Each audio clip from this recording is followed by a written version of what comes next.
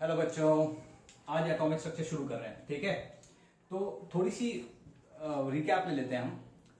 तुमने अभी मोल कंसेप्ट पूरा किया है। मोल कंसेप्ट पूरा किया तो मोल कंसेप्ट में हमने देखा मैटर क्या होता है, मैटर की प्रॉपर्टीज क्या होती हैं, फिर हमने देखा कि उनको मेजर कैसे किया जाता है। तो जो प्रॉपर्टीज थी मैटर की, जैसे मास हो गया, डेंसिटी हो गई, वॉल्यूम हो गया, ये हमने मेजर किया, उनकी यूनिट्स हमने देखी।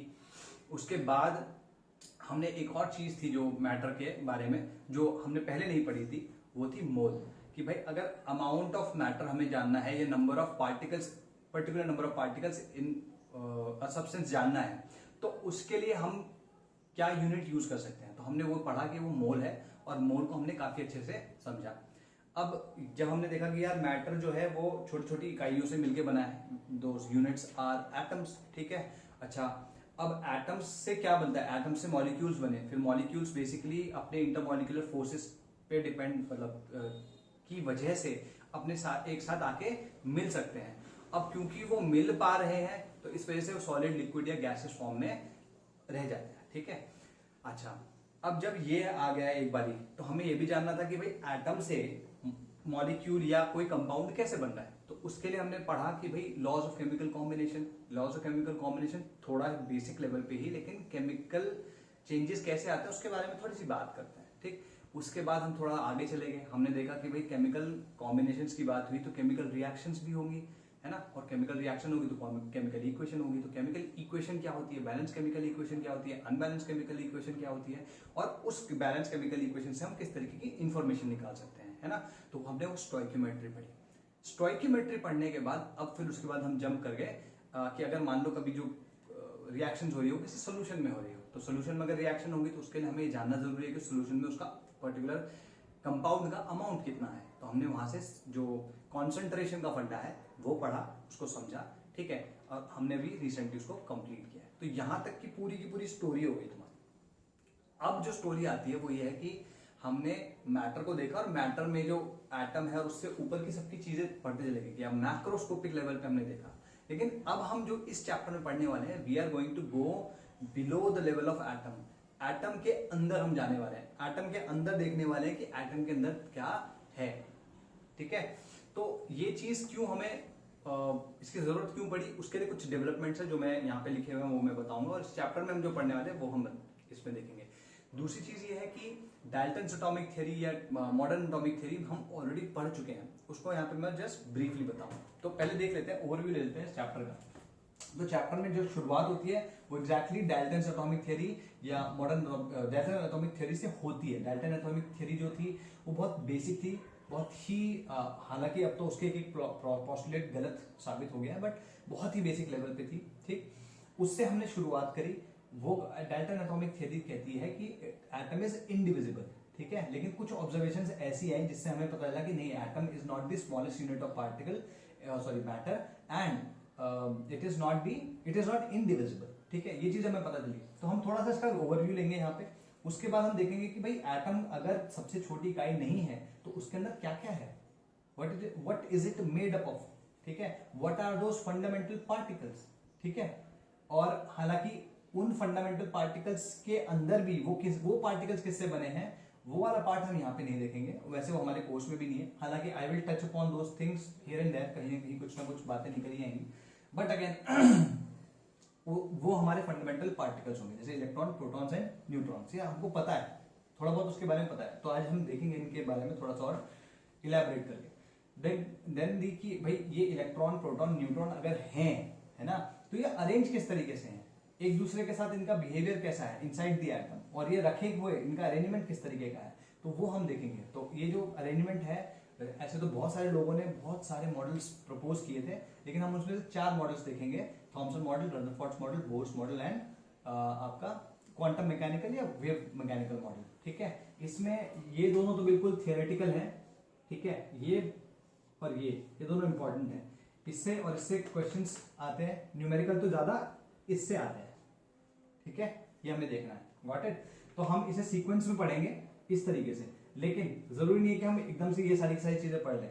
क्यों? क्योंकि ऐसा नहीं होता इनमें कि ये मॉडल दिया मैंने आज और कल ये इट गॉट ये डिस्प्रूव हो गया या इसमें कुछ पंगा हो गया, तो तो फिर रदरफोर्ड अभी परसों को आया और उसने अपना मॉडल ले दिया, नहीं ऐसा होता है। ये एक बारी मॉडल आया, इसने प्रपोज किया, बहुत सारे लोगों ने इसको एक्सेप्ट किया, फिर कुछ एक्सपेरिमेंट्स हुए, वहां से कुछ चीजें निकल के आई, तो पता लगा कि यार ये चीजें, ये मॉडल उसको उन ऑब्जर्वेशन को एक्सप्लेन नहीं करता है, ठीक है। तो फिर रदरफोर्ड आया, रदरफोर्ड ने फिर कोई एक तरीके का मॉडल दिया, फिर जब कुछ समय तक वो चलता रहा, जैसे रदरफोर्ड ने जो मॉडल दिया समवेयर अराउंड 1890 के आसपास कहीं दिया था, और उसके बाद जो फिर बड़े मॉडल्स आए, वो मॉडल तो तुम्हारे 1932 के बाद ही हुए, जब तक कि तुम्हारे न्यूट्रॉन की क्या कहते हैं, न्यूट्रॉन की डिस्कवरी नहीं हुई, ठीक है। तो now dual nature of light, तो ये कुछ कुछ डेवलपमेंट्स हैं जो कि इनके बीच बीच में हुए हैं।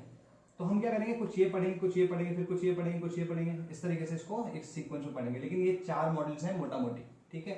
यहाँ पे अगर तुम देख सकते हो ड्यूअल नेचर ऑफ लाइट है, प्लैंक्स क्वांटम थ्योरी कहते हैं इसको, ठीक है। यहाँ पे जेम्स जो मैक्सवेल्स थ्योरी ऑफ लाइट है, इलेक्ट्रोमैग्नेटिक थ्योरी हम थोड़ी बहुत वो भी पढ़ेंगे, हम फोटो इलेक्ट्रिक इफेक्ट पढ़ेंगे, हम ब्लैक बॉडी रेडिएशन पढ़ेंगे, हम हाइड्रोजन का स्पेक्ट्रम पढ़ेंगे, ठीक। उसके बाद हम डुअल नेचर ऑफ मैटर पढ़ेंगे, हाइजेनबर्ग अनसर्टेनिटी प्रिंसिपल पढ़ेंगे, हम क्वांटम नंबर्स पढ़ेंगे। तो ये बेसिकली इस चैप्टर में है। हालांकि दिखने में बहुत बड़ा लगता है, अगर सही स्पीड से चले तो हम इसको जल्दी कंप्लीट कर पाएंगे, ठीक है। तो आज हम देखेंगे इसके बारे में, ठीक। ओके, नाउ अब बात करते हैं हम हमारा जो आज का टॉपिक है।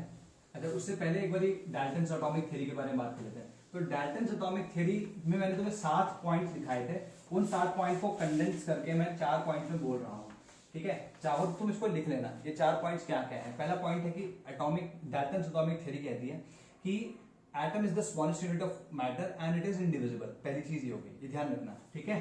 First, atom is the smallest unit, मैं शॉर्ट में लिख रहा हूं, स्मॉलेस्ट यूनिट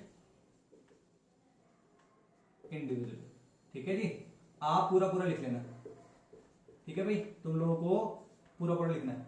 अच्छा, स्मॉलेस्ट यूनिट एंड इंडिविजिबल, ठीक। दूसरा कि atoms of an element are same,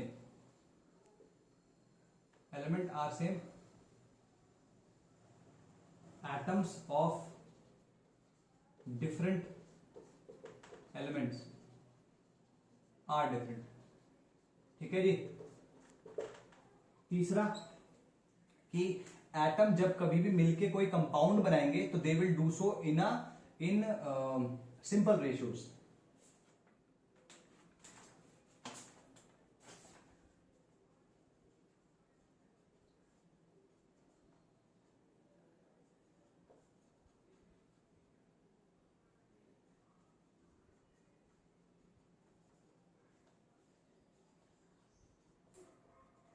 by combining in simple ratios, ठीक है। ये जितने भी हमारे केमिकल कॉम्बिनेशन वाले हैं, लॉज ऑफ केमिकल कॉम्बिनेशन, वो सब इससे आते हैं।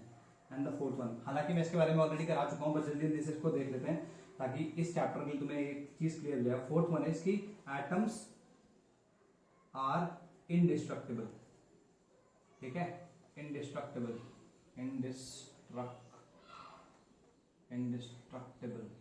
ठीक है। नीदर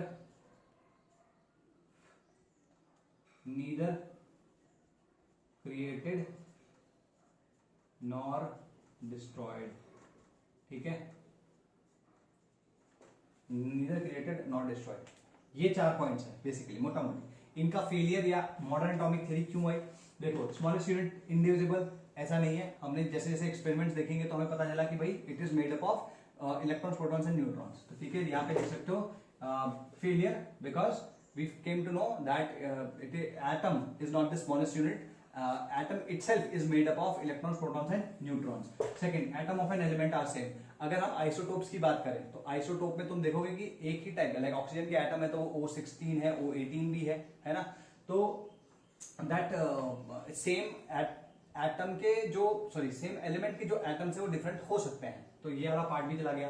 अच्छा, atoms of different elements are different, जरूरी नहीं है वो सेम भी हो सकते हैं। जैसे अगर तुम देखो N14 नाइट्रोजन 14 और C14, तो इसमें तुम देखोगे आइसो 12 है, ये दोनों इनके मास नंबर सेम है, तो सिमिलैरिटी कुछ है, जरूरी नहीं कि वो डिफरेंट ही हो, ठीक है। Third one is atomic atoms combine to form compounds. देखो ये जो कंपाउंड फॉर्म होते हैं यूजुअली स्टोइकोमेट्रिक होते हैं, लेकिन कुछ कंपाउंड्स जिनको हम बोलते हैं non stoichiometric compounds. Non stoichiometric compounds क्या है, जैसे Fe 9.93O या Fe 0.95O या Ni 0.98O। तो जैसे तुम देख रहे हो, ये तुम्हें समझ में नहीं आएगा कि अगर तुम ध्यान से देखो तो मैं इसको लिख सकता हूँ Fe 93O100। तो this particular ratio is not a simple ratio, ठीक है। और एक एग्जांपल जैसे मैंने दिया था C6H12O6, this is not a very simple ratio, ठीक है। तो या sorry C12 not this one, C12H22O11, ठीक है। अगर हम इसको देखें तो this is not a very simple ratio. तो ये कुछ कंपाउंड्स हैं जिसमें सिंपल रेशियो नहीं है, ऐसे कंपाउंड्स पाए जाते हैं, तो ये इसका वायलेशन हो गया। अच्छा, इंडिस्ट्रक्टिबल, देखो केमिकल रिएक्शंस में तो ये बिल्कुल ट्रू है, लेकिन न्यूक्लियर रिएक्शंस में ऐसा नहीं होता। न्यूक्लियर रिएक्शंस में अगर तुम देखोगे, जैसे एक एग्जांपल देते हैं, तुम्हारा बेरिलियम है, बेरिलियम ये होता है, और इसको अगर मैंने बॉम्बार्ड किया He से, ठीक है, तो मुझे कार्बन मिलता है, ठीक है जी, मुझे कार्बन मिलता है और एक न्यूट्रॉन मिलता है। तो अगर तुम यहाँ पे देखो, यहाँ पे बेरिलियम था और हीलियम था, तो बेरिलियम और हीलियम फाइनल प्रोडक्ट्स में नहीं है, कार्बन था नहीं रिएक्टेंट्स में, लेकिन अभी कार्बन है। तो तुम देख सकते हो कि that some atoms which were there got destroyed and some atoms which were not there, या some nuclear which were not there, then they have come, they have appeared. तो ये जो मैंने चार चीजें बताई,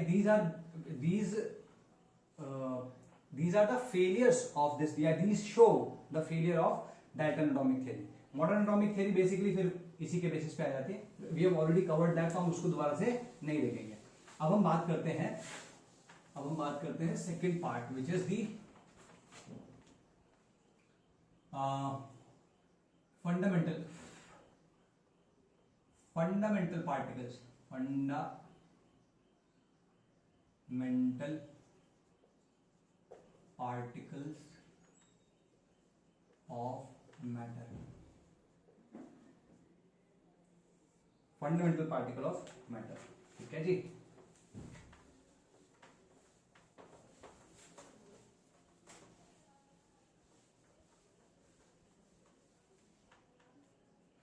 ठीक, अच्छा, फंडामेंटल पार्टिकल्स ऑफ मैटर में अगर तुम देखो तो सबसे पहली चीज हमें जाननी है कि atoms are made up of, what are atoms are made up of? Atoms are made up of electrons। ये मेरे लिखने का तरीका है, ठीक है। E इलेक्ट्रॉन नेगेटिव होते हैं, इतना तो सबको पता होगा। तो electrons, protons and neutrons. Neutrons क्या होते हैं? न्यूट्रल होते हैं, ठीक है, न्यूट्रॉन्स। ठीक, तो सबसे पहले हम देखेंगे, first is discovery of electron, ठीक है जी। इसमें लिख सकते हो तुम कैथोड रे एक्सपेरिमेंट, ठीक है। डिस्कवरी ऑफ इलेक्ट्रॉन्स, इलेक्ट्रॉन्स का जो फॉर्मूला होता है, या फॉर्मूला नहीं, उसका सिंबल जो होता है, दैट इज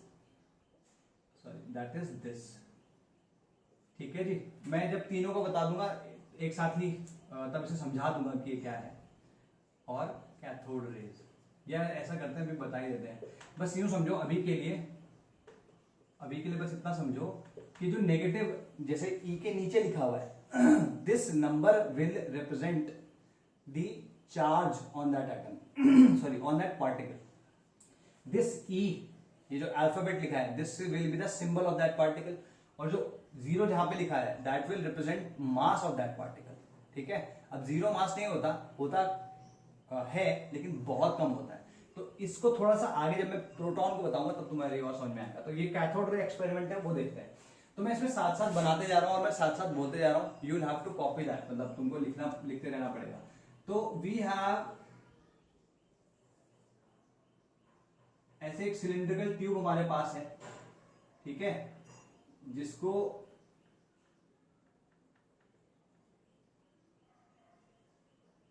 जिसको हम कहते हैं डिस्चार्ज ट्यूब,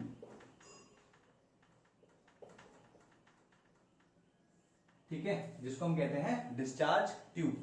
इसमें होता क्या है कि इसमें दो इलेक्ट्रोड्स या लगे होते हैं या दो टर्मिनल्स लगे होते हैं, किसी भी मेटल के हो सकते हैं।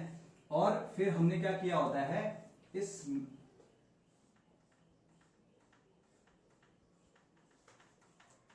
ट्यूब को एक बैटरी से जोड़ा होता है। ये बैटरी के सिंबल्स हैं, ठीक है।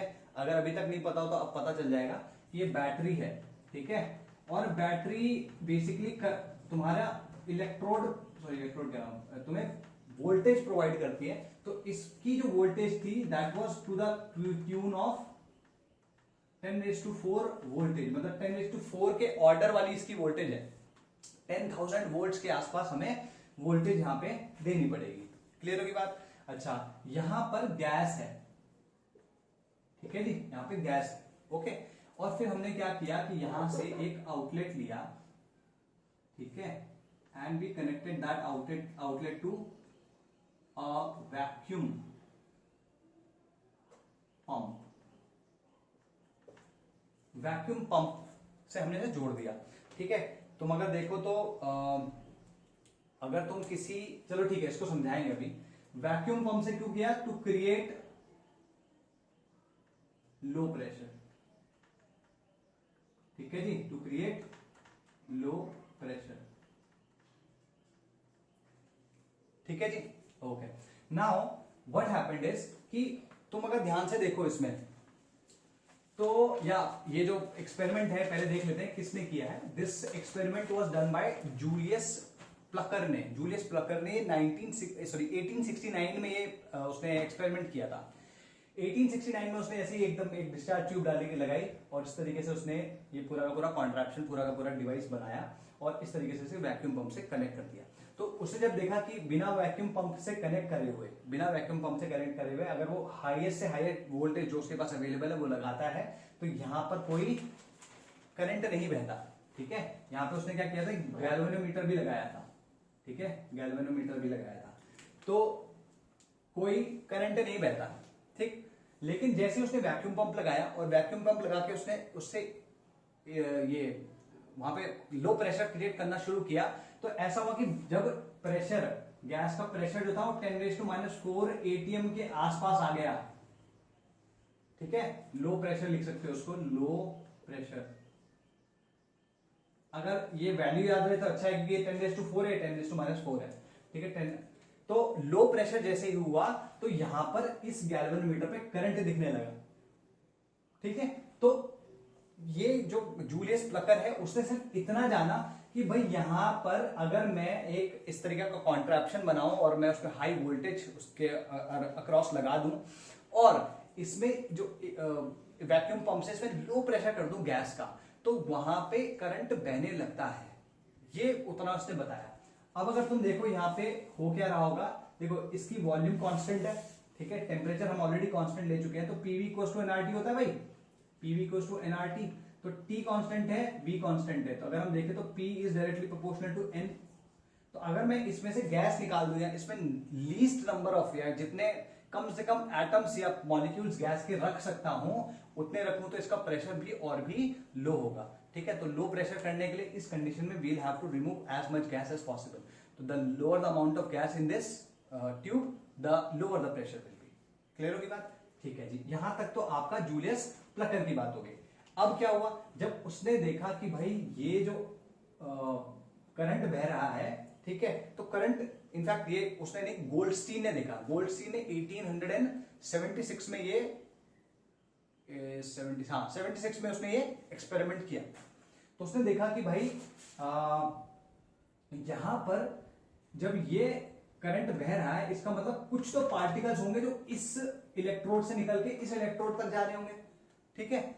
अब उसने देखा कि भाई ये लाइक उसने काइंड ऑफ इसको चेक करना चाहा। उसने क्या किया, यहां पर उसने एक छेद कर दिया इधर, ठीक है। इसको प्लेट को मैं इधर बना रहा हूं, इसका ऐसा फेस बना देते हैं, ठीक है। उसने ऐसा उसको किया, एक छेद बना दिया यहाँ पे, और यहां पर उसने क्या किया, एक ZNS की कोटिंग लगा दी, ZNS कोटिंग, ठीक है, जिंक सल्फाइड की कोटिंग लगा दी। तो जिंक सल्फाइड जो होता है तुम्हारा, ठीक, zinc sulphide is a fluorescent और फॉस्फोरेसेंट मटेरियल, इस पे जब छोटे छोटे पार्टिकल्स आके टकराते हैं तो एक फ्लैश, एक या फ्लोरेसेंस जो होती है वो पैदा होती है, ठीक है।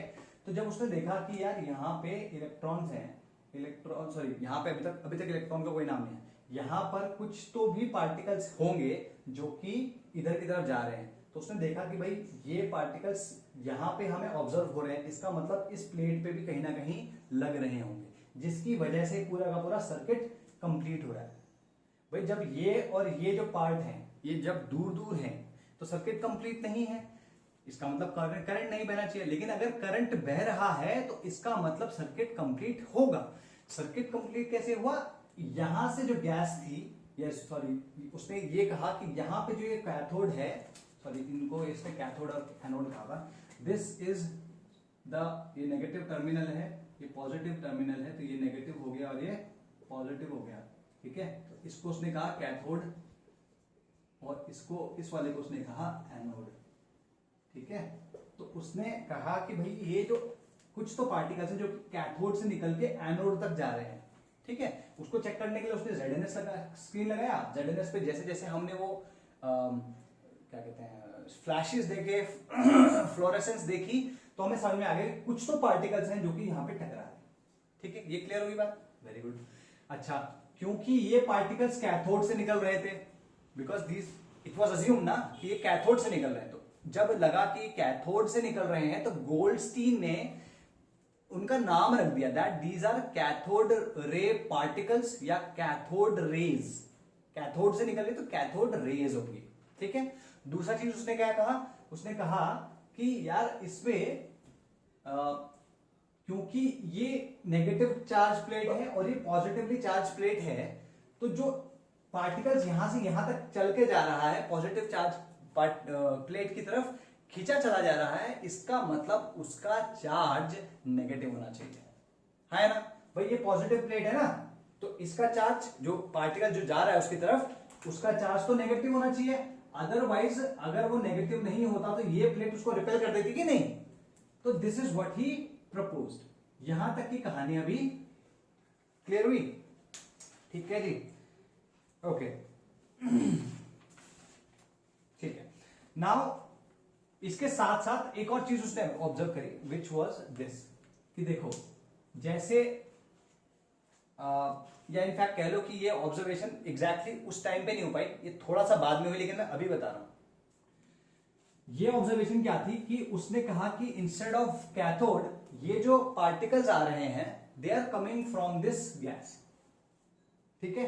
और गैस क्या बताया उसने? जैसे H हाइड्रोजन गैस है, ठीक है, मैं उसका एटम में ले रहा हूं। हाइड्रोजन गैस वैसे H2 में होती है, मैं उसका अगर एटम लेता हूं तो atom will get ionized like this, oxygen gas will get ionized like this, या nitrogen gas will get ionized like somewhat like this, ठीक है। तो व्हाट ही सेड इज कि ऐसे ही कोई पार्टिकल्स हैं, ऐसे ही कोई पार्टिकल्स हैं जो कि which are moving towards the positive terminal, the anode, and these were the particles he called cathode rays, ठीक है। इसके पास मैं थोड़ा सा बाद में आऊंगा, क्लियर होगी बात? तो ये उसने जान के मतलब इतना उसने काम कर लिया, ठीक है। तो कैथोड रेज की डेफिनेशन लिख लो।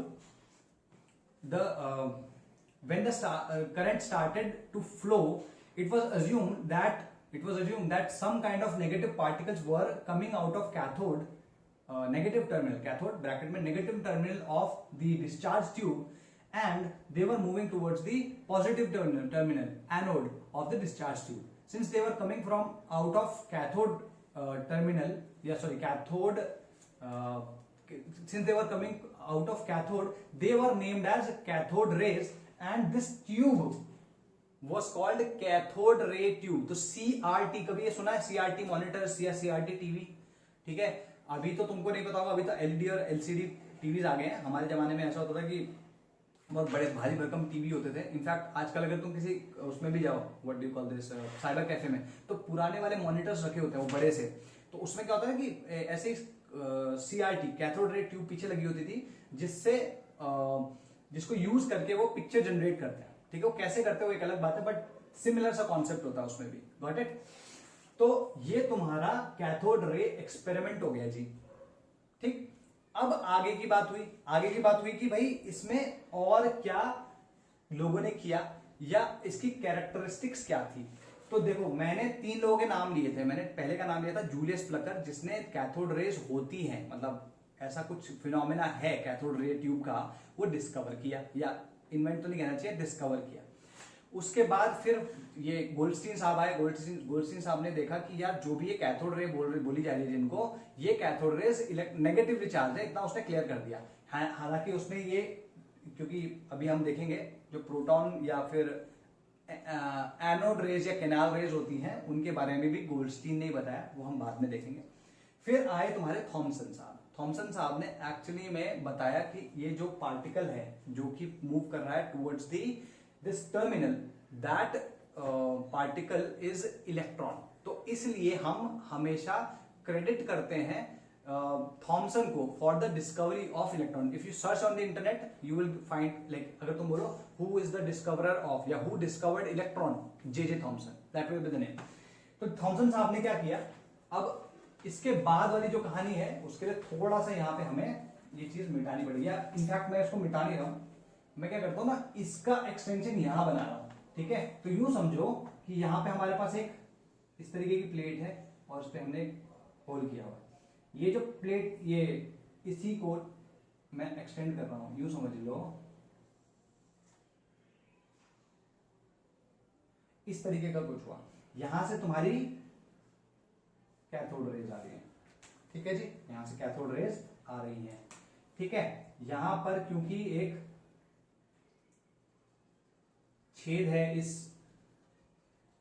यहां पर जो छेद है ये किस लिए किया गया था, ये शायद मैंने बताया नहीं। ये छेद इसलिए किया गया था ताकि प्लेट ही पूरे के पूरे कैथोड रेज को एब्जॉर्ब ना कर पाए। कुछ कैथोड रेज उस होल के थ्रू अगर चली जाएंगी तो they will get observe on this screen. Same में हमने यहाँ पे भी एक इस तरीके से एक टर्मिनल लिया जिसमें छेद है, और इस टर्मिनल को अगेन हमने वैसे ही कनेक्ट किया हुआ है to the positive terminal of a battery. मैं पूरा सर्किट नहीं बना रहा हूं। ठीक है, अब यहां पे हमने क्या किया है हमें वो देखना है। ये तो सर्किट हो गया। ठीक है, तो ये तो सर्किट हो गया। अच्छा, अब जो ये इलेक्ट्रॉन्स का मूवमेंट है, या सॉरी इलेक्ट्रॉन कैथोड रेज का जो मूवमेंट है, ये कैथोड रेज का मूवमेंट, जैसे मान लो इसको यहां ना लिख के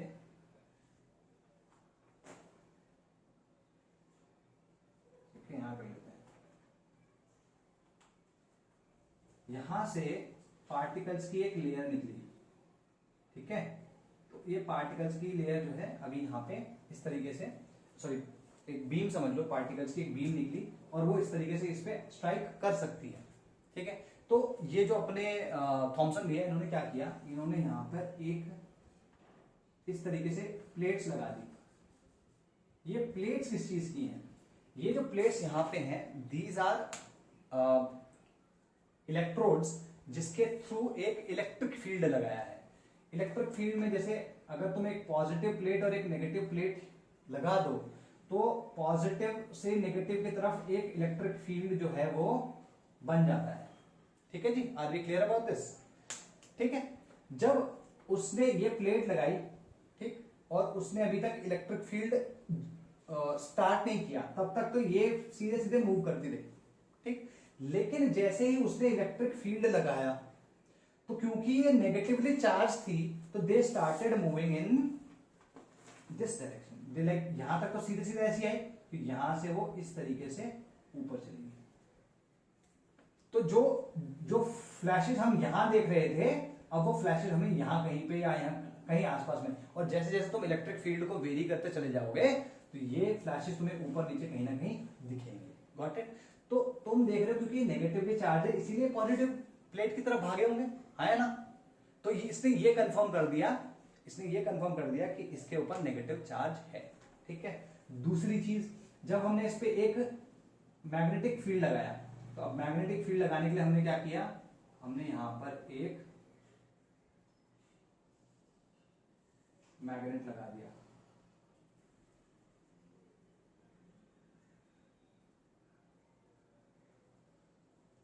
ठीक है, ये नॉर्थ था, ये साउथ था, ठीक है जी। अब जब मैंने इसकी लाइन ऑफ मोशन के परपेंडिकुलर मैंने फील्ड लगाया, मैग्नेटिक फील्ड, उसमें भी क्या हुआ, इसने चार्ज को इस तरीके से डिफ्लेक्ट किया जैसे कि कोई नेगेटिव चार्ज होता है, ठीक है। मैग्नेटिक फील्ड में किस तरीके से फोर्स लगता है अभी के लिए बहुत ज्यादा डिस्कस नहीं कर सकते, सिर्फ इतना बता देता हूं कि जो मैग्नेटिक फील्ड होता है और जो तुम्हारा वेलोसिटी होती है, उन दोनों के परपेंडिकुलर जो डायरेक्शन होता है, ठीक, उसकी तरफ तुम्हारा फोर्स लगता है, ठीक है। तो कितना लगेगा, क्या लगेगा, वो अभी मैं जा ही नहीं रहा उस तरफ, ठीक है। बस इतना है कि जब इलेक्ट्रिक फील्ड लगा तो भी ये मूव कर गया, और जब मैग्नेटिक फील्ड लगा तो भी ये मूव किया। दोनों टाइम पे इसने ऐसे ही बिहेव किया कि ये जैसे कोई नेगेटिव चार्ज हो, ठीक है। अगर न्यूट्रल होता तो बिल्कुल भी डिफ्लेक्ट नहीं होता, अगर पॉजिटिव होता तो इस केस में नेगेटिव प्लेट की तरफ भागता है ना, और जब मैग्नेटिक फील्ड लगाया तब वो पॉजिटिव चार्ज की तरह बिहेव करता, ठीक है। दूसरी चीज, इसको कैरेक्टरिस्टिक्स में लिख लेना। पहला पॉइंट लिखो, ऐसे लिखो, characteristics of cathode rays, characteristics of cathode rays. इसमें पहला पॉइंट लिखो, when electric field was applied to a beam of cathode rays, they deflected towards the positive electrode या positive plate, ठीक। This showed that they were negatively charged. Same observation was taken when a magnetic field was applied perpendicular to their line of motion or direction of motion, ठीक। That also indicated that it is charged and it is negatively charged at that, ठीक। Second चीज, अब हमें जानना है कि भाई ये मास वाले हैं कि नहीं, भाई इसमें मास है भी कि नहीं। तो what they did is basically they put up plate। तो इसमें इस तरीके से लिखना that when these rays were obstructed by when these rays were obstructed by a solid material, they cast a shadow of that material, ठीक है, पहली चीज। and when a particular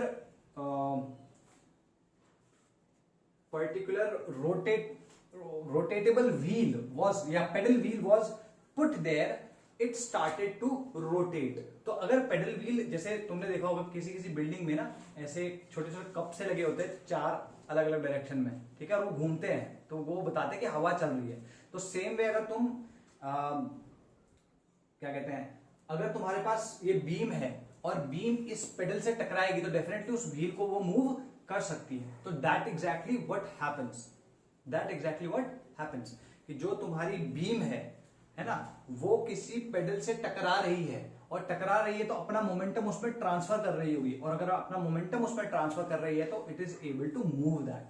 since it is able to move that, we can be sure that these particles had mass. तो लिख लो, when they were obstructed by, ये point लिखना, when they were obstructed by a solid material, they cast a shadow, and when a pedal wheel was put in their path, it started to rotate। This goes on to show that they have mass, they are made up of matter, ठीक है, they are not massless। तो वो particles हैं, इतना clear हो गया। तो यहां से दो चीजें हमें पता चल गई कि क्लियर है कि ये वो मास है, पार्टिकल है, और वो नेगेटिवली चार्ज है। तीसरी चीज क्या हुई, तीसरी चीज ये हुई कि जब हमने उसमें जैसे यहां पे हमने देखा तो इधर पे उसने फ्लोरेसेंस प्रोड्यूस करनी शुरू करी, ठीक। तो when they were deflected when they were let out of this hole, they collided with the zinc sulfide layer applied on the inner wall behind the anode, they produced sparks, they produced flashes, which goes on to show that again they are particles, ठीक है जी। कुछ और properties लिख लो। एक property लिख लो, that cathode rays are able to penetrate through thin sheets of aluminum and other metals। They are able to penetrate through thin sheets of aluminum and other metals, ठीक है जी। They affect photography plates ये 4 अलग अलग properties हो गई तुम्हारी, नहीं sorry 5 अलग अलग प्रॉपर्टीज। एक तो क्या बताया मैंने कि उनके पास मास है, दूसरा क्या बताया कि उनके पास चार्ज है, तीसरा क्या बताया कि वो फ्लोरेसेंस प्रोड्यूस करते हैं, चौथा क्या बताया कि अगर मेटल थिन मेटल शीट्स हो तो उनको पार कर जाती है, और पांचवा हमने बताया कि दे अफेक्ट फोटोग्राफी प्लेट्स। ठीक है जी। अब जो सबसे इंपॉर्टेंट ऑब्जर्वेशन है इसका वो ये है कि अगर तुम यहां पर गैस चेंज करते हो तो इसका जो ये बिहेवियर है this does not change, this behaviour does not change. ठीक है, तो तुम पहले पॉइंट लिखो, द नेचर और behaviour of the cathode raise was independent of the electrode या कैथोड यूज्ड। ठीक है, was independent of the material of the cathode used and the gas which was used in the discharge tube. ये पहली चीज लिख लेना। Now what is this behavior? ये behavior क्या है? तो ये behavior है तुम्हारा specific charge। ठीक है, specific charge। ठीक है, ये behavior यूं समझो कि ये तुमने कोई सी भी गैस यूज करी और तुमने इलेक्ट्रिक फील्ड सेम रखा, तो यहां और जो करंट आ रहा है तुम्हारे यहां से वो भी करंट या इस वोल्टेज को भी तुमने सेम रखा हुआ है, यहां प्रेशर भी सेम है, गैस डिफरेंट है, तो जो तुम्हारे पार्टिकल्स आ रहे हैं उनका डिफ्लेक्शन उतना ही था जितना इससे पहले वाली गैस या इसके बाद वाली गैस का। तो ये डिफ्लेक्शन चेंज नहीं हुए। क्लियर होगी बात? ठीक है, इलेक्ट्रिक फील्ड का जो हमने मैग्नीट्यूड लगाया था वो भी चेंज नहीं हुआ। तो ये हुआ कैसे, उसको समझने की कोशिश करते हैं। स्पेसिफिक चार्ज एक क्वांटिटी होती है जिसको हम कहते हैं charge to mass ratio of a particle. किसी भी पार्टिकल का चार्ज टू मास रेशो उसका स्पेसिफिक चार्ज कहलाता है। ठीक है, चार्ज या coulomb per unit KG, charge per unit mass, simple सी बात। क्लियर होगी बात? ठीक है जी। तो इन जनरल अगर हम बोलेंगे तो specific charges Q by M। For electrons ये क्या हो जाएगा? For electrons specific charge SC is equal to E upon ME।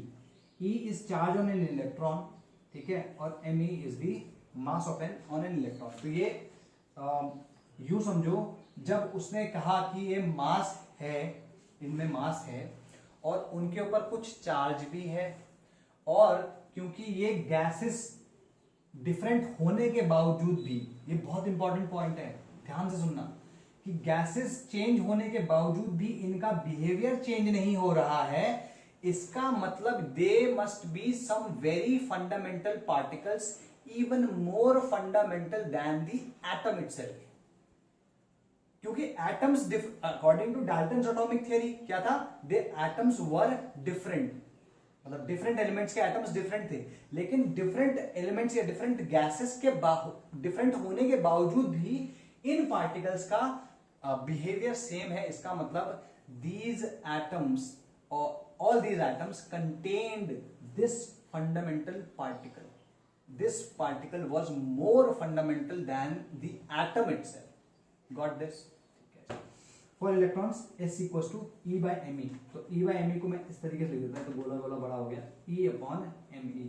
तो उसने मेजर कैसे किया? उसने क्या किया कि उसने एक बार तो पहले इलेक्ट्रिक फील्ड लगाया था, फिर उसने अलग से मैग्नेटिक फील्ड लगाया, लेकिन अब उसने क्या किया, दोनों के दोनों फील्ड एक साथ लगा दिए। तो तुम देखोगे कि जैसे ये तुम्हारी इलेक्ट्रिक फील्ड लगी है, तो इलेक्ट्रिक फील्ड ने ऊपर की तरफ इलेक्ट्रॉन, पॉजिटिव चार्ज प्लेट ये है, ये नेगेटिव है, यहां पे उसने इलेक्ट्रॉन को ऊपर खींचना शुरू किया। अब मैंने यहाँ पे मैग्नेटिक फील्ड इस तरीके से लगाया है कि भाई जो इलेक्ट्रॉन है उस पे फोर्स नीचे की तरफ लगे, तो इलेक्ट्रिक फील्ड जो फोर्स लगा रहा है वो ऊपर की तरफ लगा रहा है, और जो मैग्नेटिक फील्ड लगा रहा है वो नीचे की तरफ लगा रहा है। अगर हम किसी तरीके से इन्हें बैलेंस कर दें, अगर हम इन्हें किसी तरीके से बैलेंस कर दें, फोर्सेस को इक्वल कर दें, तो जो इलेक्ट्रॉन है, जो भी कैथोड रे पार्टिकल है, इट विल गो स्ट्रेट। क्यों? क्योंकि उस पर नेट फोर्स जीरो है, ना तो वो ऊपर जाएगा ना वो नीचे जाएगा, तो इट मूव्ड स्ट्रेट। उस कंडीशन पे इन्होंने कैलकुलेशंस जब की तो E by M came out to be 1.76 into 10⁻11 coulomb per kg। This is what they got. ठीक है, तो इसके बेसिस पे उन्होंने कहा since this specific charge is constant and it is independent of the nature of the gas or nature of the gas or the material of the cathode used. And that means this particle is supposed to be a very fundamental particles, more fundamental than the atom itself. ठीक है, ये clear हो गया। तो ये यहाँ पे कहानी थोड़ी सी यहाँ तक खत्म होती है क्योंकि डिस्कवरी ऑफ इलेक्ट्रॉन हो चुकी है और उसके बारे में एक हमने मैथमेटिकल जो टर्म है वो हमने कैलकुलेट कर लिया है, which is E/m specific charge that is equal to 1.76 into 10⁻11 coulomb per kg। ये कैसे आएगा मैं अभी आगे बताऊंगा, ठीक है जी। या तुम्हें चलो अभी बताते हैं, अगर ये करना हो तो कभी कैलकुलेट कैसे। वैसे तुमको पता है, मैंने लास्ट चैप्टर में बताया था E की जगह तुम क्या लिख सकते हो 1.6 into 10⁻19 कूलम्स, ठीक है, और Me की जगह लिख सकते हो 9.1 into 10⁻31 kg। तो बस अब इसको करोगे तो ये कितना है, यहाँ माइनस ये 12 आ जाएगा तो 6 ये आ जाएगा 16/9.1 into 10⁻11 C per kg। अगर तुम इसको इससे डिवाइड करोगे ये आएगा, ठीक है। तो चलो नाउ ये चीज आ गई। अब हमें ये भी तो जानना है ना कि इलेक्ट्रॉन का, किसी भी एक इलेक्ट्रॉन का चार्ज कितना, अगर वो फंडामेंटल पार्टिकल है इसका मतलब उसका चार्ज कांस्टेंट होना चाहिए। उसका चार्ज ऐसा नहीं होना चाहिए कि मैंने इस गैस से इलेक्ट्रॉन निकाला तो इसका चार्ज कुछ है और मैंने इलेक्ट्रॉन किसी दूसरी गैस से निकाला तो उसका चार्ज कुछ और है, ठीक है। It needs to be constant. तो ये प्रूव कैसे हुआ, ठीक है। मैं इस वाले को मिटा नहीं रहा हूं, ये जो ऊपर मैंने बनाया मैं उसको मिटा नहीं रहा हूं, मैं इसको मिटा रहा हूं सिर्फ। और यहीं पे मैं तुम्हारा नेक्स्ट पार्ट करता हूं which is called Millikan's oil drop experiment. तो ये लिख लेना, ये भी नहीं मिटा रहा हूं मैं। ये हेडिंग जो है तुम्हारी, ये हेडिंग ये नहीं है, अभी मैं एक दूसरी हेडिंग लिख रहा हूं। दैट हेडिंग इज, इसको लिखना है मुलिकन्स ऑयल ड्रॉप एक्सपेरिमेंट, ठीक है। ये तुम्हारी एनसीईआरटी में दिया हुआ है, अदरवाइज पढ़ने का ऐसे कोई ऐसा औचित्य नहीं है, उसको कोई रीजन नहीं है। बस ये समझा दूंगा इसमें कि क्या उसने किया और फिर क्या रिजल्ट आया, उससे ज्यादा हमें समझने की जरूरत नहीं है। तो हुआ क्या कि एक ऐसे उन्होंने एक चेंबर लिया, ठीक है जी, मुलिकन भाई साहब ने फिर क्या किया, यहाँ पे 2 इलेक्ट्रोड प्लेट्स लगा दी, ठीक है जी। अच्छा, यहां पर उन्होंने एक एटमाइजर जैसे अगर तुम नाई की दुकान में जाते हो तो फुसफुस करने वाला होता है ना, जिससे तुम्हारे बाल वो गीले करता है, ठीक है वो, या फिर कॉलिन होता है, कॉलिन घर पे ना वो साफ करने वाला, तो ऐसे पिचकारी से देता है तो जो वाटर को as gaseous particle vapour droplets में जो चेंज कर देता है, that is called an atomiser. तो सिमिलर चीज है, उन्होंने एक एटमाइजर यहां पे रखा, ठीक है, एटमाइजर,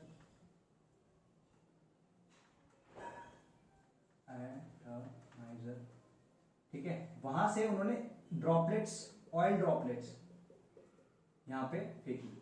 अब उन्होंने क्या किया कि यहां पर एक प्लेट है जो कि पॉजिटिवली चार्ज है, या यूं समझ लो अभी चार्ज नहीं रखा हुआ है इस पे, ये ड्रॉपलेट्स को इस छेद के थ्रू पास कराया गया। तो पास करके कहां जाएंगे ये, यहां कहीं पे, तो ये 2 इलेक्ट्रोड्स के बीच में आ गई अब, ठीक। अब यहां पे क्या किया, इधर से एक्स रेज निकाल, एक्स रेज, ठीक है, एक्स रेज यहां पे फेंकी गई। एक्सरे फेंकी गई तो एक्सरे का बाकी तो हम बहुत सारा आगे पढ़ेंगे, बट एक्सरे की जो फंडामेंटल क्वालिटी होती है वो ये होती है कि वो जो भी एयर उसके संपर्क में आती है उसको आयनाइज कर देती है, ठीक है। और यहां पे हमने एक टेलीस्कोप लगा दिया,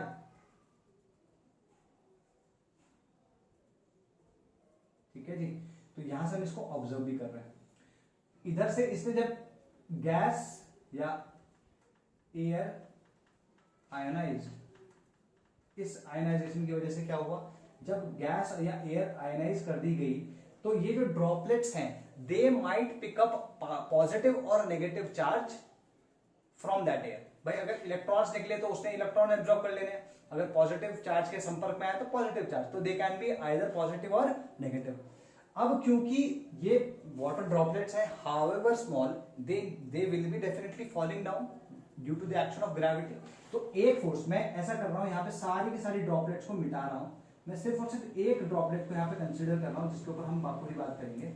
तो उस ड्रॉपलेट के ऊपर मैं कुछ फोर्सेस ड्रॉ करता हूं। यहां पर इसके ऊपर क्या फोर्स लग रहा है, mg in the downward direction.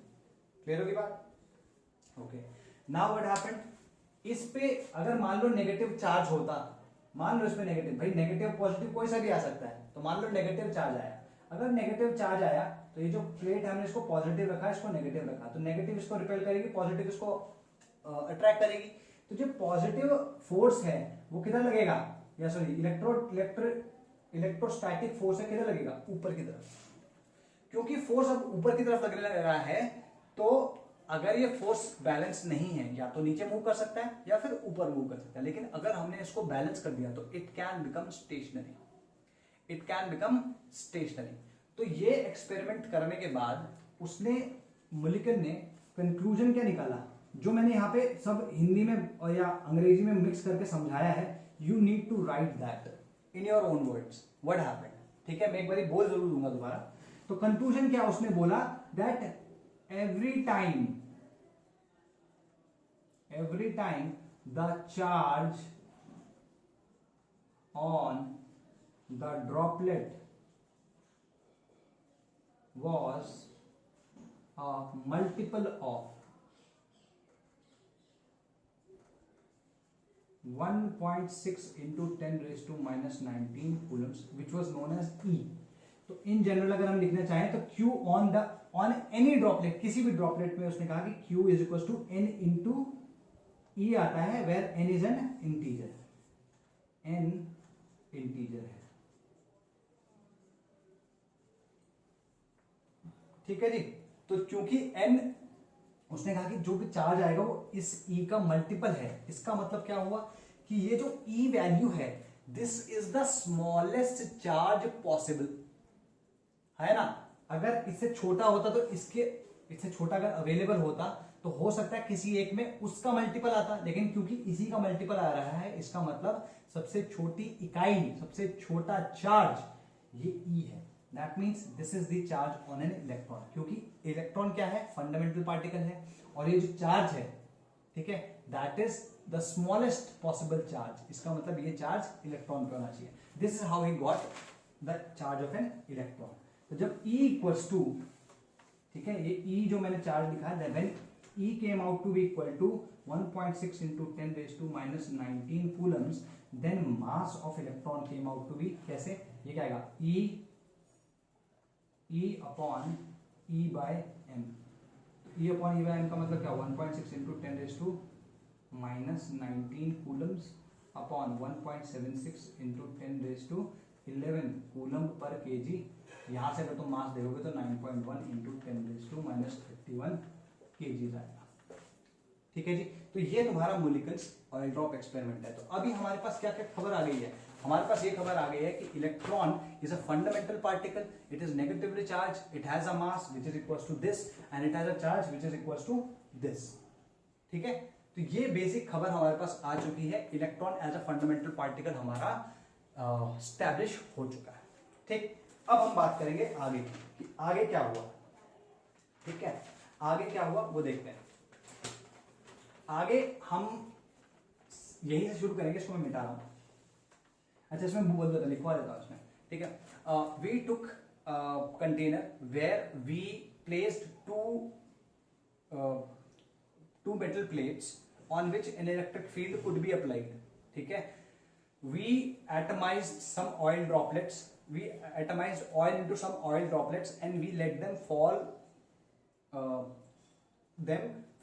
those oil droplets down that container. There was a hole made on the upper plate and the droplets were made to fall through that hole. When they reached between the two plates, X-rays were incident on the air between the two plates. ठीक है, the X-rays ionized the air between the two plates and hence charged these oil droplets. ठीक है, ये oil droplets charge हो गए। These oil droplets now would experience gravitational force and electric force if any electric field is applied on these two plates.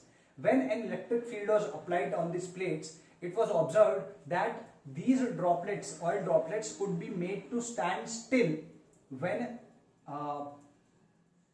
total force on these oil droplets was zero या balanced. ठीक है, through that he concluded that he did that experiment quite a few times and then concluded that the charge on any droplet in any case was an integral multiple of 1.6 into 10 raised to minus 19 coulombs. This was a charge which was designated to electron. ठीक है, क्योंकि electron negative है, ठीक है, क्योंकि electron negative है या हम उसको बाय कन्वेंशन कहते हैं कि नेगेटिव चार्ज है, तो हम E को जनरली 1.6 में ऐसे लिख लेते हैं इन केस ऑफ इलेक्ट्रॉन. ठीक है, ये ध्यान रखना. Okay, now let's talk about discovery of protons. इसको लिखते हैं हम P+. P+ को लिखने का तरीका क्या है, क्योंकि इसके पास मास भी 1 है और चार्ज भी 1 है, तो हम इसको इस तरीके से भी लिखते हैं. ठीक है, ये स्मॉल p है, कैपिटल P नहीं है, स्मॉल p. ठीक है, इनको हम कहते हैं कैनाल रेज और एनोड रेज. ठीक है, एनोड रेज. अच्छा, इसको तुम एनोड रे एक्सपेरिमेंट कह सकते हो. क्यों कह सकते हो एनोड रे एक्सपेरिमेंट? क्योंकि एक्चुअली में कोई डिफरेंस नहीं है इस एक्सपेरिमेंट में और पिछले डिफरेंस में एक्सपेरिमेंट में कोई डिफरेंस नहीं है. क्यों नहीं है एक्सपेरिमेंट में डिफरेंस? क्योंकि ये दोनों के दोनों एक्सपेरिमेंट साथ में ही किए गए थे और गोल्डस्टीन द्वारा किए गए थे. तो क्या उसने लॉजिक लगाया वो देखो.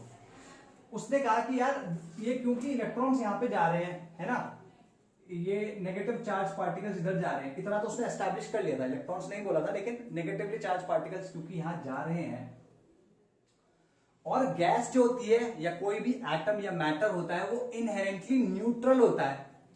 तो अगर चार्ज कोई मतलब उस मैटर से कोई ऐसा पार्टिकल निकल रहा है जो नेगेटिवली चार्ज है, तो उसने अज्यूम किया कि ऐसा भी हो सकता है कि ऐसा भी क्या, ऐसा होना ही चाहिए कि कोई पॉजिटिव पार्टिकल भी निकल रहा हो. जैसे अगर तुम देखो ये न्यूट्रल था, अब क्योंकि इसमें से कोई नेगेटिव पार्टिकल निकल रहा है तो डेफिनेटली इसमें से कोई ना कोई पॉजिटिव पार्टिकल निकल रहा होगा. तो भाई साहब ने एक्सपेरिमेंट को उल्टा कर दिया. भाई साहब ने क्या किया कि यहां से ZnS जो है वो हटा दिया. ठीक है, गोल्डस्टीन भाई साहब ने ये तिकड़मबाजी लगाई और इस तरीके से उन्होंने इसको हटा दिया, यहाँ पे नॉर्मल प्लेट लगा दी. अब उन्होंने क्या किया, इधर पे जो प्लेट लगाई वो थोड़ी सी और परफोरेटेड लगा दी. ठीक है, इसमें बहुत सारे और छेद कर दिए, इसमें तो एक ही था, खूब सारे छेद कर दिए. ठीक है, और यहां पर उसने ZnS का स्क्रीन लगा दिया, बाकी सब उसने सेम रखा. तो इसमें लिख लो, इस एनोड रे एक्सपेरिमेंट में पहले ये पॉइंट लिखना और फिर लिखना उस पे, since atoms are neutral and negative particles came out of those atoms, it is logical to assume that some positive particles do exist inside the atom. Considering this, Goldstein made some changes to the cathode ray experiment or the discharge tube that was used in the cathode ray experiment. What he did is he used a perforated cathode in this case and he put ZnS screen behind that cathode. ठीक है, these are the two changes. बाकी सब same है. यहाँ पे जो battery लगी है, बैटरी का जो वोल्टेज है वो भी उतना ही है. यहाँ पे वैक्यूम पंप लगेगा, वैक्यूम पंप की वजह से जो यहाँ पे गैस होगी, गैस का जो प्रेशर है वो भी 10⁻⁴ होगा. गैस यहाँ पे कोई सी भी हो सकती है, यहाँ पे हाइड्रोजन भी हो सकती है, ऑक्सीजन भी हो सकती है, नाइट्रोजन भी हो सकती है, कोई सी भी हो सकती है. लेकिन क्या है कि हर एक एक्सपेरिमेंट करने पर ये चेंज करेगा. पहले एक गैस के साथ करेगा, फिर दूसरे साथ, फिर तीसरे के साथ, एक साथ सब मिक्स करके नहीं. ठीक, तो उसने पहले गैसियस हाइड्रोजन का यूज किया. हाइड्रोजन का यूज किया तो उसने देखा कि जब इसका प्रेशर गैस का जो प्रेशर है वो कम कर दिया जाए तो यहां पर इस स्क्रीन पर इन होल्स के अक्रॉस, मतलब जस्ट सामने फ्लैशेस दिखने लगे. तो ही वॉज अमेज्ड. अमेज क्या मतलब, ही वॉज एक्सपेक्टिंग दिस कि भाई यहाँ पे इलेक्ट्रॉन जब गए हैं, जब negative particles to the right गए हैं तो कुछ positive particles to the left भी जाने चाहिए. And when he saw that he was like really happy कि पॉजिटिव चार्ज जो वो पोस्टुलेट कर रहा था, जो वो गेस कर रहा था, वो ट्रू था। ठीक है, अब उसने क्या किया, इसमें बाकी सब चीजें तो सेम आ गई, तो अब इसमें उसकी कैरेक्टरिस्टिक्स कैसे उसने जांची, सारी की सारी कैरेक्टरिस्टिक्स सेम है। कैसे के भाई, जैसे ये नेगेटिव की तरफ जाता है, ये पॉजिटिव की तरफ जा रहा है। ठीक है, और अगर चलो ठीक है, एक एक करके बताते हैं। सारी की सारी कैरेक्टरिस्टिक्स जो कि तुम्हारी कैथोड रेस की थी वो होंगी, उसमें से 3 कैरेक्टरिस्टिक्स हैं जो कि डिफरेंट है। तो जो सेम है, पहले एक बार जस्ट उनको let's go through them, summarise कर लेते हैं। जो सेम थी वो ये थी कि भाई उनके ऊपर मास था। अगर तुम कोई पेडल व्हील लगा दोगे तो वो घूमने लगेगा, तुम कोई मैटर रख दोगे, सब्सटेंस रख दोगे तो वो उसकी शैडो क्रिएट कर देगा। ठीक, और अगर ZNS का स्क्रीन रखा है, तो वहां पे फ्लोरेसेंस प्रोवाइड करेगा। They will also affect the photographic plate, they can also penetrate the aluminium foil और फॉइल्स ऑफ अदर मेटल्स। अब जो 3 प्रॉपर्टीज जहां पे ये इसके साथ मेल नहीं खाता, वो क्या क्या है? पहली चीज तो ये कि these positive particles, they moved from anode to the cathode. They moved from the anode to the cathode in the opposite direction of the cathode. ठीक है, कैथोड रेस। ये तो पहला पॉइंट हो गया। दूसरा, इसी का दूसरा पार्ट है इसी पॉइंट का कि भाई ये पार्टिकल्स को जब हमने इलेक्ट्रिक फील्ड के अंदर रखा या मैग्नेटिक फील्ड के अंदर रखा, तो they behave like positive charge particles, they behave like positive charge particles. तो इस पर्टिकुलर पॉइंट से हमें यह पता चला कि that these particles are actually positively charge particles. Got this? Second जो इसमें डिफरेंस है वो है कि तुम्हारा डिफरेंट गैसेस के लिए जो इनका बिहेवियर था, वो डिफरेंट था। ठीक, इसका मतलब ये जो चार्ज पार्टिकल्स हैं, they are not the fundamental particles. ठीक है, they are not the fundamental particles. हाँ, लेकिन जो उसमें पॉजिटिव चार्ज आ रहा है वो किसी फंडामेंटल पार्टिकल्स के वजह से आ रहा है, ये क्लियर था। ठीक है, तीसरा चीज लिख सकते हो, द स्पेसिफिक चार्ज, ये इसी का पार्ट है, या ये कह लो थर्ड पार्ट लिख लो। Specific charge of these particles varied, दोबारा बोल रहा हूं, the specific charge of these anode rays और these particles varied as the gas varied. And इसी वाले का पॉइंट, इसी थर्ड वाले पॉइंट का छोटा सा पॉइंट और है, बी करके लिख लेना। The specific charge of anode rays was less than the specific charge of the cathode rays। ठीक है, ये डिफरेंसेस हैं, बाकी सब चीजें सेम है। अब ये डिफरेंट कैसे हैं वो देखते हैं। देखो भाई, पहले तो स्पेसिफिक चार्ज की बात कर लेते हैं, बाकी सब तो हम देखेंगे। ठीक है, स्पेसिफिक चार्ज क्या होता है? Q/m। तो अज्यूमिंग कि इलेक्ट्रॉन पे जो चार्ज है वही चार्ज लेट्स से प्रोटॉन पे भी वही चार्ज है ना, जो इलेक्ट्रॉन पे चार्ज है वही, तो ये दोनों के दोनों इक्वल है, मतलब ये इक्वल है। और तुम अगर m की बात करो तो यहाँ पे me है और यहाँ पे mp है। क्लियर होगी बात? ये me जो होता है बहुत कम होता है एज कंपेयर टू दिस। ये कितना होता है भाई? This mp is equal to 1.67 into 10 raise to -24 kg। तुम्हें याद होगा, sorry 27 kg, not 24 kg, 27 kg। तुम्हें याद होगा, ये हमने लास्ट उसमें देखा था। तो अगर ये इतना है और ये कितना होता है भाई? 9.1 इंटू 10 रेज टू -31 kg, तो इसमें 10 रेज टू -4 का डिफरेंस है। अगर छोटी चीज से किसी x चीज को डिवाइड करो और उसी चीज से किसी बड़ी चीज से डिवाइड करो, तो ये वाला जो होगा डेफिनेटली कम आएगा और ये वाली जो क्वांटिटी होगी डेफिनेटली ज्यादा आएगी, क्योंकि ये न्यूमरेटर सेम है और जब डिनोमिनेटर अलग अलग हो तो वो वाली क्वांटिटी बड़ी होती है जिसका डिनोमिनेटर छोटा होता है। ये मैथमेटिक्स है बेसिक। ठीक है, क्लियर होगी बात? तो ये उन्होंने स्पेसिफिक जो चार्ज था वो बताया। ठीक है, ओके। सिंस, इसमें बस एक चीज और लिख लो, since these particles move from the anode rays towards the cathode rays, they were named as anode rays और कैनाल रेज। ठीक है जी, ओके। नाउ इसमें जो चीज हमें ध्यान देने की है कि इसमें प्रोटॉन की डिस्कवरी कैसे हुई। अभी तक तो उसने बोला कि जो चार्ज आया है वो किसी फंडामेंटल पार्टिकल की वजह से आया, लेकिन वो फंडामेंटल पार्टिकल्स क्या है वो नहीं समझ में आया। तो उन्होंने क्या किया, उन्होंने हाइड्रोजन का के साथ एक्सपेरिमेंट किया, उन्होंने ऑक्सीजन के साथ एक्सपेरिमेंट, बहुत सारी और गैसेस के साथ एक्सपेरिमेंट किया। तो तुम देख रहे हो कि चार्ज जैसे सब में एक ही है तो ई सबका सेम रहेगा। अब मैं इलेक्ट्रॉन और प्रोटॉन की बात नहीं कर रहा हूं, इलेक्ट्रॉन और ये सॉरी कैथोड रेज और एनोड रेज के बीच में कंपैरिजन नहीं कर रहा हूं। अब मैं एनोड रेज के बीच में ही कंपैरिजन कर रहा हूं। तो एनोड रेज और एनोड रेज के बीच में अगर कंपैरिजन करूं तो ये एक ये आएगा और E अपॉन MO आएगा, समझ रहे हो ना, mass of hydrogen atom, mass of oxygen atom and E upon mass of nitrogen atom for example. तो E अगर मान लो तीनों का हम सेम माने, है ना, यहाँ पे दिख रहा है किस तरीके का कुछ है, तो अगर हम सेम मानते हैं तो इसका मास सबसे कम है, इसका मास उससे ज्यादा, सॉरी इसका थोड़ा सा ज्यादा है और इसका सबसे ज्यादा है। तो ये जो ओवरऑल क्वांटिटी होगी ये सबसे ज्यादा ये होगी, देखो फर्स्ट नंबर ये होगा, सेकंड नंबर इसका होगा, थर्ड नंबर इसका होगा।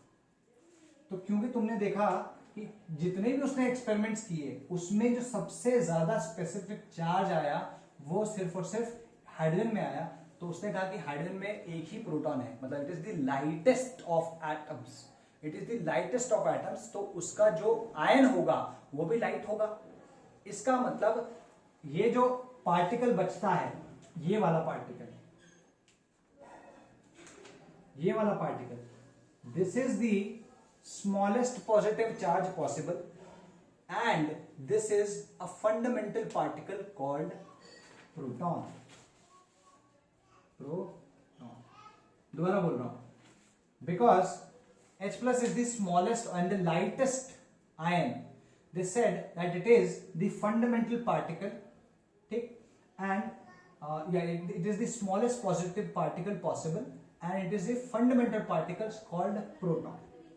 ठीक है, तो प्रोटॉन को लिखने का तरीका मैंने एक तो बता ही दिया था कि चार्ज उस पर 1 है, P उसका सिंबल है, 1 उसका मास है ना, 1 टाइम्स 1 AMU उसका मास है। ठीक है, अगर मैं इसको लिखना चाहूं तो मैं इसे ऐसे भी लिख सकता हूं, ये तुम्हारा प्रोटॉन का फॉर्मूला होगा या सिंबल कह दो। ठीक है, तो इसमें लिखो, अगर तुम इसमें E/n इसका कैलकुलेट करना चाहोगे, इसमें E/n इसका सॉरी E/m इसका कैलकुलेट करना चाहोगे तो E कितना है, 1.6 इंटू 10⁻⁹ कूलम अपॉन m क्या हो जाएगा इसका, E/m 1.67 इंटू 10⁻⁻27 kg। ठीक है, तो ये आता है 9.5 इंटू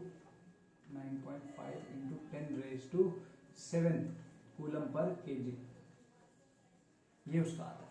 ठीक है, तो तुम्हें ये ध्यान रखना है कि फंडामेंटल पार्टिकल प्रोटॉन है, ये कैसे पता चला, और E/m इसका ये होता है। तो ये सब चीजें याद रखने वाली हैं। अब लास्ट पार्ट है which is the neutron. Neutron कैसे मिला, न्यूट्रॉन तुम अगर देखोगे तो न्यूट्रॉन एक्चुअली में पूरे 46 साल तक नहीं मिला after the discovery of proton. तो प्रोटॉन, सिर्फ प्रोटॉन ही प्रोटॉन हमको पता था, हमें न्यूट्रॉन पता ही नहीं था। तो प्रोटॉन और इलेक्ट्रॉन को मिला के हमने बहुत सारे मॉडल्स दिए, तो जो मॉडल हम पढ़ते नहीं है। ठीक, जब न्यूट्रॉन 1932 में चैडविक द्वारा डिस्कवर किया गया, तब जाके हमने इसके बारे में या इसको इंक्लूड करना शुरू किया अपने इलेक्ट्रॉनिक मॉडल्स में।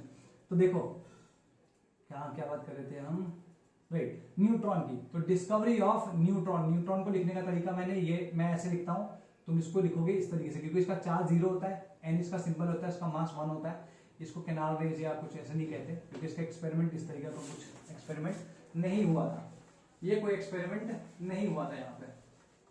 ठीक है जी, तो ये एक्सपेरिमेंट हुआ क्या, इसने क्या किया, ही बॉम्बार्डेड, लिख लो, he bombarded a thin sheet of beryllium with alpha particles. अभी अल्फा पार्टिकल क्या होता है ध्यान से देखो, अल्फा पार्टिकल हीलियम होता है, हीलियम क्या होता है, 4 2 इस तरीके से होता है हीलियम।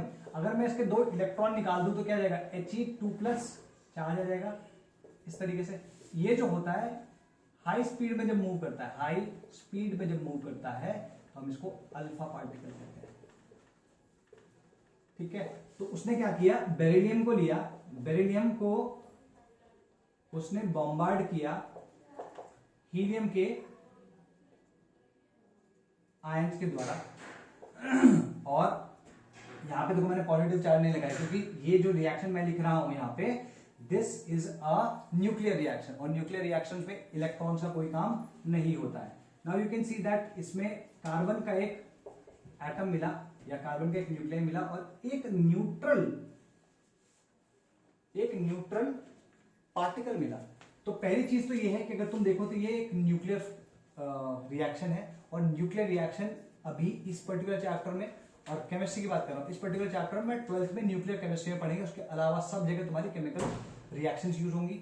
दूसरी चीज कि अगर तुम ध्यान से देखो तो इसमें हम ये इसको क्या बोलते हैं, ये याद है ना, this is called atomic number and this called mass number. तो हम देखते हैं कि इसमें एटॉमिक नंबर और मास नंबर्स जो है वो बैलेंस हो। यहाँ पे देखो 4 और 2 6, 4 और 2 6, 6 0 6, 9 और 4 13, 12 और 1 13। तो हमें Mn और An दोनों बैलेंस करने पड़ते हैं, ठीक है। और इस केस में न्यूक्लियर रिएक्शन में these atoms can be created and they can be destroyed. Atoms can be created and destroyed. तो तुम देख रहे हो कि यहाँ पे एटम्स डिस्ट्रॉय हो गए, एटम्स प्रोड्यूस भी हो गए। ये सबसे पहले मैंने दिखाया था तुम्हें, वही रिएक्शन है। तो यहाँ पे ये जो ये पार्टिकल मिला, इनको इसने इलेक्ट्रिक फील्ड, मैग्नेटिक फील्ड और दोनों फील्ड के थ्रू डाला, तो तीनों के तीनों केसेस में it did not gate deflected, ठीक है। तो इससे क्या पता चला कि ये कोई भी चार्ज नहीं है इनमें, ये न्यूट्रल है, दे हैव जीरो चार्ज। और जो उसके बाद नेक्स्ट चीज उसमें पता चली वो ये थी कि slightly these are slightly heavier than protons. तो लिखो neutrons are neutral particles which are slightly heavier than protons, ठीक है। This is how the discovery of neutron was made, ठीक है जी। Okay, so we have 3 fundamental particles, electron, protons and neutrons. और इनके तीनों के अगर तुम्हें डिस्कवरी को याद रखना तो ये एक हिंदी का वो है, ईंट पर नाच, ठीक है। ईंट मतलब इलेक्ट्रॉन, टी इज टा इज थॉमसन, पी इज प्रोटॉन, रा इज रदरफोर्ड, नाच न्यूट्रॉन, चा इज चैडविक, ठीक है। अगर याद करना हो तो, ऐसे कोई जरूरत नहीं, ठीक है। चलो फिर ये तुम्हारा फंडामेंटल पार्टिकल्स का डिस्कशन हो गया। अभी हम कल देखेंगे एटॉमिक मॉड्यूल्स।